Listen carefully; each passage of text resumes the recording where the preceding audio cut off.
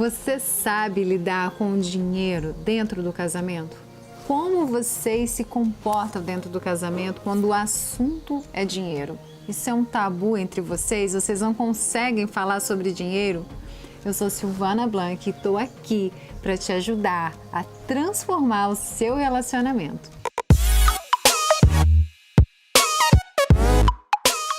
Lidar com dinheiro, a questão financeira, já foi provado que é o segundo maior motivo dos divórcios no mundo inteiro. Qual é o problema disso? Será que é a falta do dinheiro? Será que as pessoas não estão conseguindo boas profissões? Não é nada disso. O que acontece é que a gente precisa aprender a se comportar diante dessa situação. Como eu cuido, como eu converso sobre isso, como eu cuido dessa situação dentro do relacionamento. Porque uma vez que você entende isso e que vocês se relacionam bem e que dinheiro não é tabu entre vocês, quando você começa a entender qual é o comportamento ideal dentro do casamento, aí sim, você pode estudar finanças, você pode estudar sobre investimentos e vocês só vão crescer e prosperar cada vez mais. Mas o meu objetivo aqui hoje é falar de como se comportar diante da questão financeira. Porque esse é o maior problema. Essa é a situação que as pessoas não conseguem lidar. Tá, e o que é o ideal, Silvana? É a gente juntar todo o dinheiro, é cada um administrar o seu? O que fazer? O ideal é viver a unidade. O casamento se trata de unidade. São duas pessoas que têm as suas particularidades, que têm a sua vida, sua privacidade, mas que resolvem se unir para viver uma vida comum. E nessa vida comum tem que existir a unidade. Você pensa numa espiga de milho, os grãozinhos do milho estão ali, em união. Todos estão ali em união naquela espiga. Se eu soltar aqueles grãozinhos do milho, eles vão se separar. Agora, se eu pegar esse grão e fizer um suco de milho, jamais eles vão poder se separar. Eles estão agora vivendo uma unidade. E é isso o casamento. Quando uma vez casados, vocês vão viver essa unidade. Você vê que até mesmo a lei civil, uma vez que você tem uma certidão de casamento, nunca mais você vai ter direito a ter uma certidão de nascimento. Se caso houver um divórcio, vai ter ali apenas uma averbação de que a pessoa foi divorciada. Mas jamais você volta ao estado anterior. Então tem que haver essa transformação e viver em unidade. Tá, se eu estou falando de unidade, como a gente vai lidar com a questão financeira? Se a gente vive unidade, se existe uma vida comum, essa vida financeira também tem que ser comum. Vocês têm que viver tudo, vai ser dos dois. O regime de bens mais comum hoje no Brasil, até quando a pessoa não escolhe, é esse que é colocado no cartório, é o regime da comunhão parcial de bens. O que significa isso? Tudo que vocês construírem depois do casamento é dividido entre vocês dois. É dividido de forma igual, os dois têm direito. Então, se é dos dois, se é nessa unidade, vocês têm que administrar isso juntos. Não dá para cada um viver uma vida independente, porque aí não é casamento. Então, o que é o ideal? É viver essa unidade também na questão financeira. E a unidade, como eu falei aqui, eu estou falando de comportamento. Não adianta também, então a gente junta o dinheiro e vamos ver o que vai dar. Eu não estou falando de juntar dinheiro. A unidade tem que ser completa. É o comportamento em relação ao dinheiro. Não se trata somente de dinheiro. Se a gente vai haver essa unidade, se a gente vai estar resolvendo essa questão juntos, o planejamento disso tem que ser juntos. Vocês têm que pensar no que vocês vão pagar, o que não vão pagar, como gastar. Se a gente vai fazer alguma viagem, quais são os objetivos e sonhos comuns de vocês? Então, é uma questão de administrar. O casamento é como se fosse uma empresa. Financeiramente falando, o seu sócio é o seu cônjuge. Você tem um sócio e como você faria se fosse uma empresa? Você não sentaria? Você não ia planejar? quais são as estratégias dessa questão financeira na sua empresa, no seu casamento não é diferente. Tem que haver essa unidade e esse planejamento conjunto entre vocês. E o que acontece? Por que muitas pessoas decidem cada um ter a sua conta e dividir as contas comuns no casamento? Que essa é uma das sugestões. Quando uma pessoa não assume o seu papel, quando ela não assume o seu papel dentro do casamento, quando ela não assume esse papel financeiro, não assume a sua responsabilidade, aí sim é necessária essa divisão para ver se o outro também toma tendência e cria aquela responsabilidade de também pagar as contas, de cuidar das coisas. Mas esse não é o ideal. O ideal é essa unidade. Então, por que acontecem essas coisas? Por falta da pessoa ter essa sacação de entender que casamento é unidade. E o que fazer se você já está no casamento e essa pessoa não, vocês já vivem assim, já vivem dessa forma separada e vocês querem agora mudar. Eu entendi que tem que viver a unidade e que eu quero mudar para isso. O que fazer? A primeira coisa é vocês tomarem essa consciência, que é o que eu estou fazendo aqui, tentando te ajudar a você entender a importância dessa unidade. Porque quando eu vivo a unidade, quanto mais intimidade, quanto mais unido eu estou a outra pessoa, melhor, mais a gente vai crescer juntos, mais esse relacionamento vai dar certo. Como você quer viver um casamento que trata-se de unidade se você quer aceitar só algumas coisas? Isso aqui eu sou unida a essa pessoa, essa parte da vida eu não sou. Não existe isso. Ou é uma unidade misturado, transformação, ou você não está falando de casamento, você está vivendo outra coisa.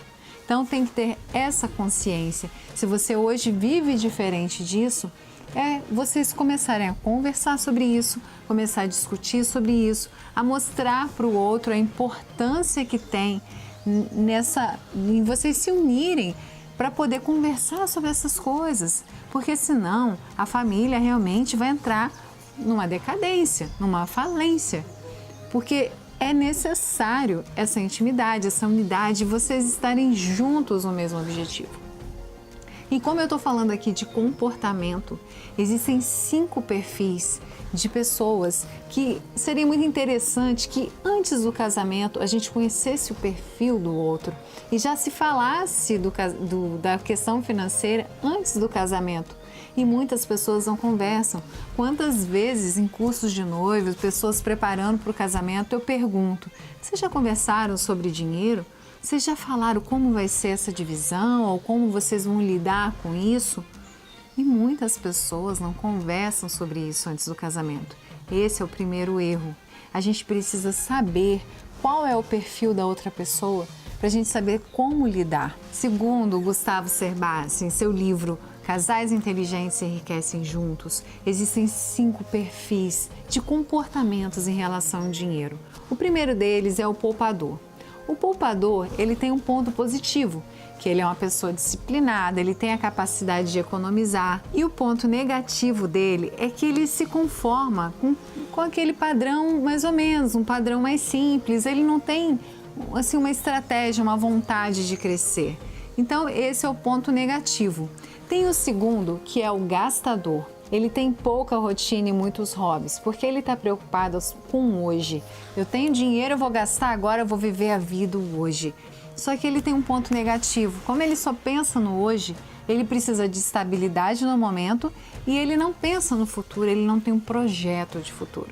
Esse é o ponto negativo do gastador. O terceiro perfil é o descontrolado. O descontrolado, ele não sabe quanto ele ganha, quanto ele gasta, ele é totalmente descontrolado. Esse é um único perfil que não tem nenhum ponto positivo. Ele não tem ponto positivo. E o ponto negativo é que ele não tem disciplina nenhuma e ele é aquela pessoa que só vive pagando juros. Esse, com certeza, é o pior perfil. O quarto perfil é o desligado. Ele até tem uma folga financeira, ele não gasta tudo que ganha, mas ele tem dificuldade, o ponto negativo dele é que ele tem dificuldade de ter disciplina. Então, esse é aquela pessoa mais desligada, apesar de não ser um descontrolado, ele não gasta tudo o que ele ganha. E o quinto perfil é o financista. Ele é ótimo, o seu ponto positivo é que ele entende de finanças, ele sabe investir, ele é controlado. E o ponto negativo é que geralmente a família gosta de boicotar os seus planos, porque muitas vezes ele se passa por uma pessoa chata, de tão exigente que ele é. Quando a gente tem consciência desses 5 perfis, a gente tem que entender que quando são 2 pessoas com o mesmo perfil, elas vão se entender. Mesmo que seja aí 2 gastadores, eles vão entender que os 2 pensam do mesmo jeito. Então esse relacionamento até pode dar certo, mas eles vão ter dificuldades com a questão financeira dentro do relacionamento. Mas o relacionamento deles pode até dar certo. E a gente tem que ver que quando os perfis são diferentes, as pessoas têm que sentar e um tentar equilibrar o outro para que consiga ter êxito, que consiga organizar essas finanças e prosperar. Então, a gente precisa conhecer o perfil do outro. Como é o perfil da outra pessoa? Será que a gente vai combinar? Será que a gente vai conseguir se entender? Porque o mais importante, quando as pessoas estão falando de investimento, de como fazer o dinheiro render, mas se a pessoa não souber como se relacionar, se eu não conseguir me entender com o outro em relação a falar de finanças, se o dinheiro for um tabu entre nós, não adianta eu entender de finanças. Então, essa é a grande dica. E outro ponto importante, vocês não podem deixar de fazer um investimento no relacionamento. Quantas pessoas investem muito no namoro, levam em restaurante, eu compro presentes, eu invisto nessa conquista. E depois do casamento, as pessoas esquecem de investir nesse romantismo, nesse relacionamento. Muitas das vezes a gente vai ter que trocar um pouquinho a quantidade de saídas, por exemplo, pela qualidade. Porque quando você está casado, você já quer procurar um restaurante, um lugar melhor, você não quer ir a qualquer lugar. Mas invista nisso, é importante investir nesse romantismo. E essa coisa de que está casado, a gente não precisa mais trocar presentes, não faça isso. Você tem que continuar investindo. Investir em lugares que vocês gostam, em sair para dançar, em fazer viagens. Talvez isso seja mais importante do que morar numa casa maior. Então pense nisso. Não deixe de investir no relacionamento. Veja que o que eu estou chamando a atenção aqui de vocês é que o financeiro, essa saúde financeira do relacionamento, primeiro ponto dela é você saber se relacionar com o outro, conhecer o perfil do outro, vocês se entenderem, viverem essa unidade e juntos vocês traçarem esse caminho de poder falar sobre o financeiro, de planejar juntos. Esse é o segredo. E sempre priorizar o investimento no relacionamento, no romantismo, e investir em vocês. Porque quando vocês estiverem nessa unidade, nessa intimidade, com o relacionamento fluindo, com certeza, todo o resto vocês vão conseguir fluir. Vocês vão conseguir conversar sobre qualquer coisa. Agora, se eu não vivo esse relacionamento saudável, essa fluidez, tudo vai ser um tabu. E falar de dinheiro vai ser uma discussão. Falar de dinheiro vai gerar brigas. Falar de dinheiro vai gerar o desgaste do relacionamento. Então, cuide do relacionamento, da unidade e tenham consciência que tudo que um está fazendo, que o outro está fazendo, vocês só estão fazendo porque vocês estão juntos. Quando um homem está trabalhando e a mulher está em casa cuidando dos filhos, ele está conseguindo trabalhar justamente porque ela está dando essa condição a ele. Ele está tranquilo que ela está cuidando de outra parte do casamento. Então pense nisso. Cada um faz a sua parte dentro do relacionamento. E juntos vocês vão usufruir, vocês vão desfrutar de tudo isso que vocês estão construindo juntos. Pense, dinheiro, lidar com dinheiro no casamento vai muito além da moeda, do dinheiro em si. Ele é importante. Primeiro ponto, você pensar como está o seu relacionamento, como está o seu diálogo em relação a isso e corte a ideia de que dinheiro é um tabu. Cuide da questão financeira do seu relacionamento, para que vocês tenham oportunidade de se curtirem mais, de investir em passeios, investir em vocês. É isso que eu tinha para falar aqui hoje. Espero que vocês consigam conversar sobre isso, fazer grandes planos sobre o relacionamento de vocês, sobre o dinheiro de vocês e que vocês tenham fluidez nesse assunto. E se você gostou desse vídeo, se essas informações fizeram sentido para você, deixe seu like e comente aí embaixo o que você mais gostou. O que você gostaria de mudar na sua questão financeira dentro do casamento? Eu quero te ouvir. E se você ainda não é inscrito no canal, se inscreve e aperte esse sininho para você ser notificado nos próximos vídeos que eu postar aqui. Um grande abraço e até o próximo. Até mais!